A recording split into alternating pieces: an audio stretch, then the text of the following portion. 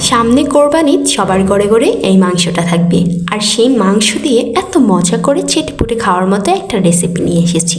তো এখানে আমি কয়েক টুকরা মাংস নিয়েছি। মাংসগুলোর উপর দিয়ে দিচ্ছি মরিচ, হলুদের গুঁড়ো, জিরার গুঁড়ো, রসুন বাটা, আদা বাটা, তারপর দারচিনি, এলাচ, লং একসাথে সবগুলো মিলিয়ে বেটে রেখেছিলাম।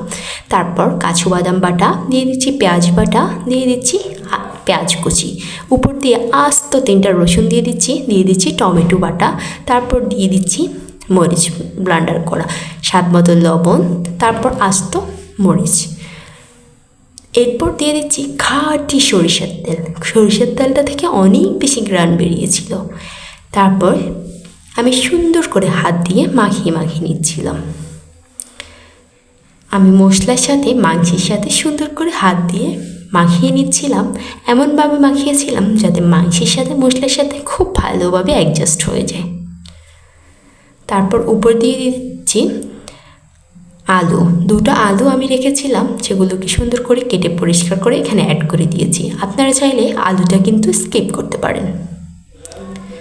তারপর আলুটার সাথে আমি মাংসটার সাথে করে ম্যারিনেট করে আমি আধা ঘন্টার জন্য একটা সাইডে রেখে দিচ্ছি। এখানে একটা মাটির হাঁড়ি নিয়েছিলাম, লম্বা হাঁড়িগুলো নিয়েছিলাম। তারপর হাঁড়ির ভিতর আমি মাংসটা আধা ঘন্টা পর বসিয়ে দিয়েছি।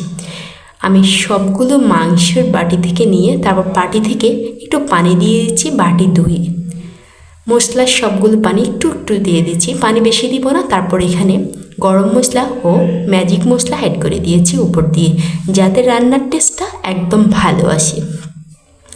তারপর ছোট্ট একটা ঢাকনা নিয়েছিলাম, ঢাকনার মাঝে উপর দিয়ে কিছু আটার ঢো আমি এখানে মুখ বন্ধ করার জন্য উপর দিয়ে দিচ্ছি।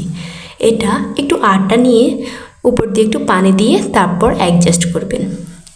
এটা অবশ্যই দিবেন, না হলে কিন্তু রান্নার টেস্টটা ভালো আসবে না। আমরা যেই রান্নাটা করব সেটার জন্য অবশ্যই মুখ বন্ধ করে রাখতে হবে, যাতে এটার ভিতরে ভাপ এসে এটা রান্না হয়ে যায়। আপনারা এখানে মাটি দিয়েও মুখটা বন্ধ করতে পারেন, তবে আমি এখানে আটাটা ব্যবহার করেছি।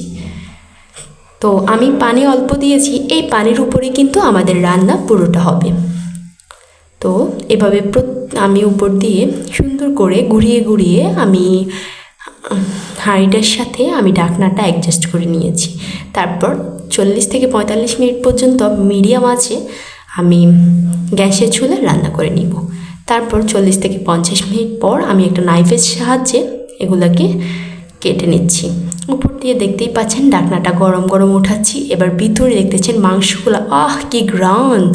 তো আপনারা একবার হলেও ট্রাই করবেন, আশা করছি ভালো লাগবে।